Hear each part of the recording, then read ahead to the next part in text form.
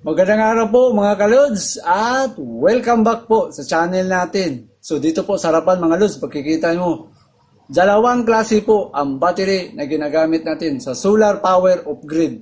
So dito sa kabila, makikita mo naka LiPo4 battery. Sa kabila naman dito po nakikita nyo naka cycle gel battery ang gamit natin. So ang tanong po dito ngayon, ano ba ang pinagkaiba sa isang LiPo4 na battery at saka sa gel battery? So, kayo na rin po ang humusga dito mga lods kung saan mas magandang gamitin dito sa dalawang battery. Ang dalawang battery na ginagamit natin mga lods ay pareho pong nakarated sa 100 Ah. Ganon din sa kabila, dito makita mo 100 Ah. Tapos ang battery, may kalakihan po ang mga gel type na battery at napakabigat kapag gel type na battery. Dito naman po sa mga LiPo4, medyo maliit at tapos magaan. Ang bigat po dito sa LiPo4 natin mga lods na 100 Ah ay umabot po ito sa 9.6 kg. Dito naman sa gel type natin, aabot po sa 30 kilos po ang bigat dito sa gel type battery. So ngayon, pag-uusapan natin mga lods, dagdag information natin dito sa channel. Para kung sakaling may magtatanong po, meron na tayong ma-share na link dito po sa anong magandang klaseng battery ba ang magagamit kung mag-solar power off-grid tayo sa bahay. So dito, umpisa natin kung gaano kaganda ang isang LiPo4 battery at isang gel type battery. Basta itong dalawa, magkapareho po ang gamit na naka 100 Ah po ang gamit na battery. So ang gagawin natin, ilalagay ko na lang dito sa baba ang specification po dito sa dalawa. Itong gel battery natin, 2 taon ko nang ginagamit po ang battery na gel battery. Hindi po yan nag-bloated mga lods. Condition pa rin kung titingnan mo ito, hindi naka-bloated. Ito namang LiPo4 natin, 1 buwan ko pa lang nagamit itong LiPo4 natin. Pero makikita ko na kung saan yung mas maganda talagang gamitin na battery. So, uunahan na natin para medyo may background na kayo. Itong LiPo4 battery natin, binili po natin ito sa 9,100 pesos po. Itong LiPo4. Itong gel naman na battery bili natin dito is 6,700 pesos po ang bili natin. So, gagawin natin, ibababa ko na lang po itong camera dito sa baba. Kasi titingnan natin yung specification po dito. Kung saan mas magandang gamitin dito sa dalawa. So wala akong gagawin, iba-drop ko lang ang kamerang nakaganyan. So yan, makikita na ba? So dito, ilalagay ko dito mga lods ang LiPo4 battery. Dito sa kabila naman, ang gel battery natin mga lods. Yan. Pareho po itong dalawa. Naka 100 Ah po ito. Ilalagay ko na lang para makita nyo. 100 Ah po mga lods. Ilang wattage ang magagamit natin sa appliances. So balik po tayo sa pinaka-basic na formula na ginagamit natin mga lods. Yung P is equals to IB. So yung P, power, yung I, current, at saka yung B, voltage. So ang hahanapin natin, kasi nga gusto natin malaman, 100 ilang watts bang magagamit natin sa appliances. So simple lang mga lods, yung I, ang I natin simpre 100 Ah, ibig sabihin ampere hour. So 100 times natin sa 12 volts. Ang nakalagay po dito 12.8. So ilalagay na lang natin para patas po 12 volts lang. 12 volts. So ang makukuha po dito, pag i-times mo yan, ang lalabas po is 1,200 watts hour po ito. Yan, watts hour. So tapos dito mga lods, mayroon pong rule ang battery po mga lods. Mayroon tayong sinasabi sa battery na DOD. So ang ibig po sabihin dito sa DOD ay yung depth of discharge, na dapat ang battery may limit po na gagamitin. So dito po sa mga LiPo4, ang allow po na pwedeng gamitin sa mga LiPo4 ay 80% po ang pwedeng gamitin. So, hindi pwedeng isagad kasi madali pong masira ang battery. So, mababawasan po ang cycle life sa battery kapag isagad mo sa 100%. Kaya para mas matagal masira po ang battery, kailangan may limit lang na 80% gamitin. So ngayon, sa 80% po mga lods, sa 1,200, ita-times lang natin sa 80%. So ang magagamit po sa 1,200, 960 watts hour po mga lods. Yan, watts hour. Itong 960 watts, dito po nakasalalay yung paggamit mo sa appliances. So ipagpalagay natin, ibaba pa natin konting kamera. Yan. So, ang ibig sabihin dito mga lods, ito yung 960 watts ang pwede mong gamitin. So, ipagpalagay natin na gumamit ka ng TV na 50 inches na TV flat screen. Ipagpalagay natin na 100 watts yun. So, wala kang gagawin. Itong 960 watts dito mga lods, i-divide mo lang sa 100 watts na gamit mo sa bahay. Watts. Tapos, cancel itong watts dito, ang matitira, hour.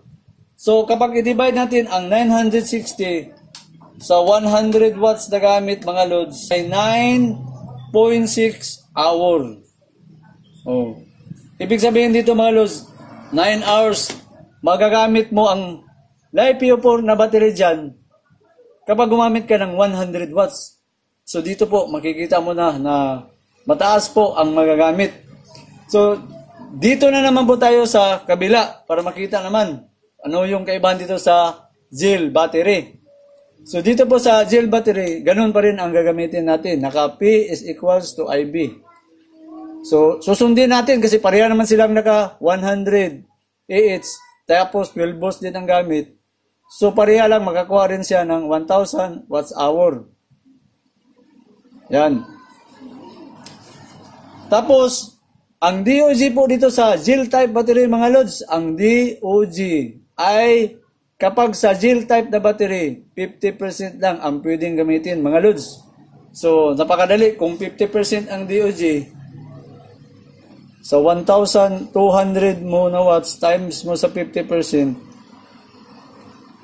siyempre, ang magagamit mo na power is 600 lang po mga lods. Ang mga 600 watts hour ang magagamit. Tapos, gagamit ng 100, pareha dyan, ipagamit natin 100 po na flat screen. So, ang magagamit niya lang dito mga lods ay, siyempre, 6 hours lang ang magagamit niya mga lods sa gel type battery. O, yan. So, dito pa lang, makikita niyo po ang kaibahan. Mas mataas ang magagamit sa LiPo4 compare dito sa gel battery. So, ang next na tanong natin ngayon mga lods, ilan naman ang cycle use dito sa magagamit po itong LiPo4 at saka itong gel type battery. So, ang battery po, mayroon rin tinatawag na SOC, yung state of charge.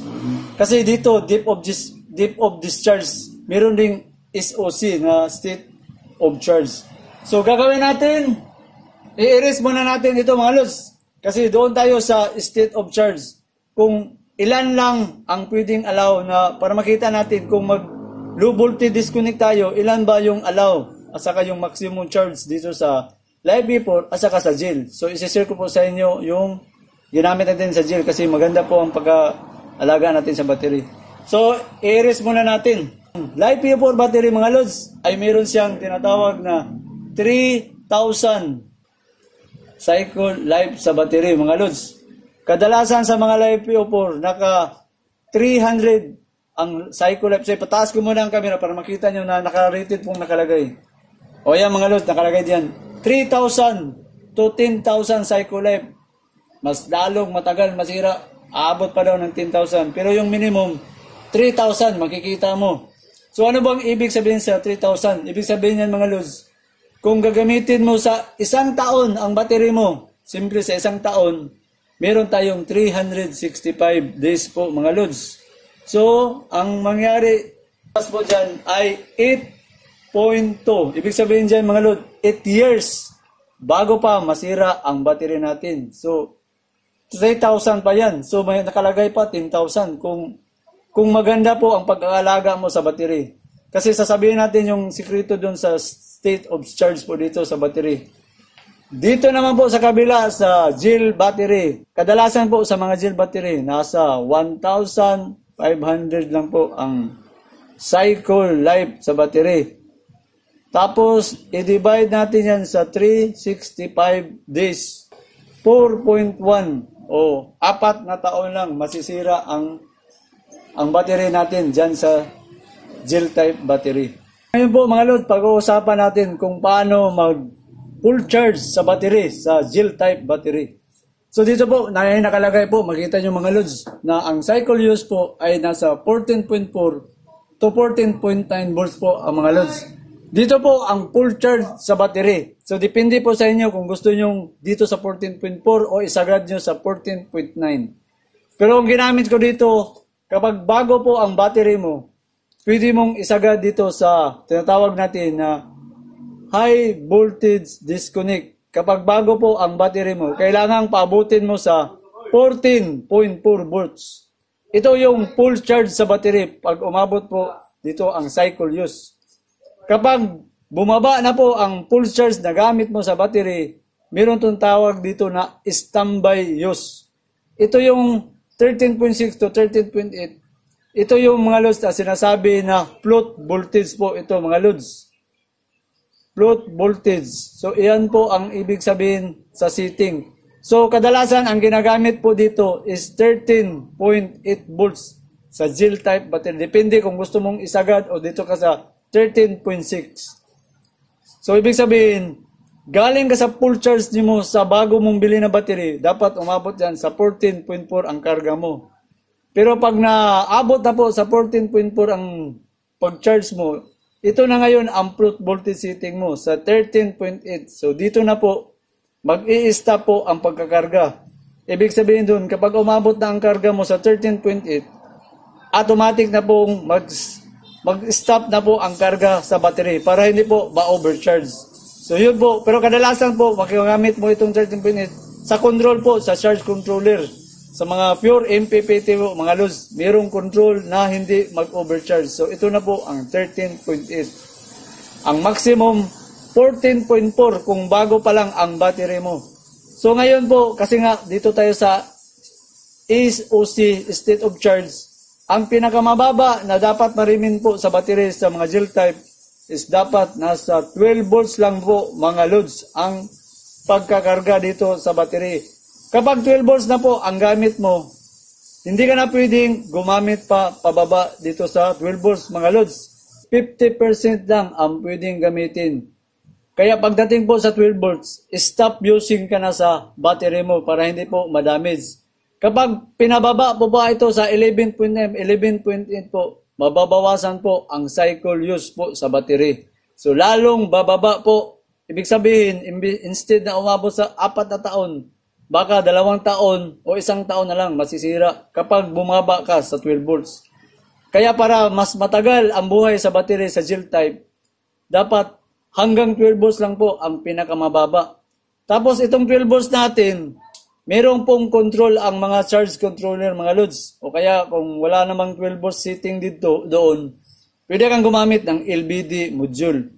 Kaya pagdating sa 12 volts, automatic pong cut off para hindi na magagamit sa battery. Kasi pag ginayaan mo kasing gamitin sa battery, doon na po masisira ang battery. Kaya kadalasan po sa mga gel type na hindi nila alam kung paano mag-cut off po mga loads, hindi po aabot ng 1 taon na bubuntis po ang mga battery kasi na-overcharge o kaya na-over-discharge po ang mga battery. Pero itong ginagamit natin, looks like brand new pa yan mga loads. Kasi sinunod ko po ang nakalagay po dito talaga na hanggang 12 volts lang mababa. Tapos ang float voltage natin nasa 13.8 lang po mga loads. Hindi na tayo pang i-exist pa o mag-overcharge diyan. So dito po tayo sa kabila naman sa Live PO4. Ano yung pinakaiba? Sa Live PO4 mga loads, sa HBD, kayang paabutin sa 14.6 po ang voltage sa pagkakarga sa Live PO4 hanggang 14.6. Pero ang float voltage naman niya dito mga loads, ang float voltage depende po sa mga ibang na gumagamit. Dito sa atin, ang float voltage na ginagamit ko, nasa 13.6 lang po ginamit ko. So, pwede kang gumamit ng 13.8B. Depende po dyan sa inyo. Pero sa akin, hanggang 13.6 para mas lalo pang haba ang buhay natin sa battery. Tapos, sa gel type, 50% ang natitira. Dito po sa LiPo4, ang matitira po dito ay 80. Dapat ang battery mo na matitira, 20% po ang matitira po dito. So kadalasan po sa 20%, ang nominal voltage, nakalagay po dito, nominal voltage is 12.8B. Ang minimum po sa pinakamababa sa nabawahan na hindi mo na pwedeng gamitin pa. Pero may nakalabas po ngayon sa Google na search natin. Ang mga LiPo po na bago ngayon mga lods ay pwedeng umabot sa 11.5 na dito sa low voltage disconnect. Nakita ko doon sa Google, nag-search po ako sa mga bagong LiPo4. Ito nabilong na po ito sa mga bagong LiPo4 ngayon, itong nabili natin. So possible, kasi po, ang gamit natin dito na power inverter ay yung Samdon natin. Sa Samdon, nakita ko sa Samdon, kapag nakalagay sa remaining battery po, nakalagay sa 20% dito, dyan nakalagay. Ang battery pong nakita ko doon, ang lumabas po is 12.0 talaga B. So, ito po ang sinunod ko sa Samdon. Ang setting ko sa low voltage disconnect ko, mga load, tested natin to. Ang gamit ko ay nasa 12 volts po ang gamit ko. Kapag 20% na po ang battery, makikita po sa Samdon, naka-indicate po ito sa Samdon, sa power inverter, 12 volts, 20% na lang ang natitira sa battery. So, ang nangyari doon, stop na po ako mga lods pagdating dito sa 12 volts. Kasi nakikita ko naman doon sa remaining battery sa power inverter sa Samdon. Kaya safe na safe gamitin. Kaya ibig sabihin nyo, nabibilang po ito sa mga bagong design ngayon sa LiPo4. Dito po sa gel battery, sa experience ko po, kapag ang battery mo ay nasa LBD, sabi nga natin, LBD 12 volts lang ang natitira natin ito. Kapag hinayaan mo ito sa gabi, kasi nga mag-cut off na po ito pagdating sa 12 volts. Pagdating po sa umaga mga lods, ang battery po natin na gel type ay magiging 11.9, minsan magiging 11.8 volts. So ibig sabihin, mayroon po siyang discharge. So normal lang po sa battery minsan na mayroon talagang self-discharge. Kapag ang battery mo 12 volts ka galing nag-cut off at biglang umabot ito sa 11.5, ibig sabihin mga lods, ang battery mo ay nag-uumpisa pong weak na po ang battery mo. Ibig sabihin doon. Kaya dapat ang battery hindi ganun kadaling mag-low discharge sa battery. Kaya kung maganda po talaga ang battery, hindi po ganun kabilis na mag-self-discharge ang battery. So, based on my experience, kung 12 volts ang battery at iniwanan mo sa gabi, pag umaga, nasa 11.9 o kaya 11.8 volts po talaga. Kapag ito na ang voltahe mong natitira, ibig sabihin ang battery mo mga loads, wala na. Mag-uumpisa na yan, masira. Madali po siyang mag-discharge. So, dito sa LiPo4, kasi isang buwan lang natin ito pang nagamit. Pero alam nyo ba, sa LBD na gamit ko dito, sa 12 volts po mga loads, pagdating ng umaga, hindi talaga nagbabago ang LiPo4. 12 volts pa rin mga loads. Minsan, mabigla ka pa. Kasi meron pang pagkabukas, meron pang 12.1 pang nakalagay. So, hindi ko alam bakit biglang tumaas pa konti. So, ito yung advantage na nakita ko sa LiPo4. Kahit isang buwan ko pa lang siyang nagamit. So, ayan, makikita mo mga loads. Kaya nga, talagang makikita mo na ang mga LiPo4, hindi po madaling mag-discharge. Saka matagal po silang malubat dahil sa taas po ng magagamit. So makita naman natin kanina, yung sa 100H niya, may kataasan po talaga ang wattage na magagamit mo. So mga lods, bago po tayo magpaalam po mga lods, isa-shoutout ko muna po itong gustong magpapa-shoutout po sa channel natin. So umpisa natin si Alan Rebinito, si Junicio Banjula from Negros Occidental, at saka si Jimmy Samonte from Maribilis, Bataan. Saka ito pa, Gusto ko muna pong magpapasalamat sa mga joint member sponsor natin mga Lods. Si Benji De La Torre, si Rodil Daguhoy, si Dancil Wishington, si Rookie Dana, Dante Kalina, si Richard Biluno, si Titing Pulalon, at saka si Rafaelito Bayato. So meron pa dito si Ri Valdez at saka si Don Camote. So sa mga kalos natin, kung may gusto po kayong itanong o may hindi po ako nasabi pa dito mga lods, paki-comment po sa baba mga lods. At saka huwag niyong kalimutan pong mag-like, mag-share, at saka mag-subscribe po sa channel natin mga lods, para hindi po kayo makalimot po sa channel natin. So hanggang sa muli at maraming salamat po mga lods sa panonood dito po sa channel natin.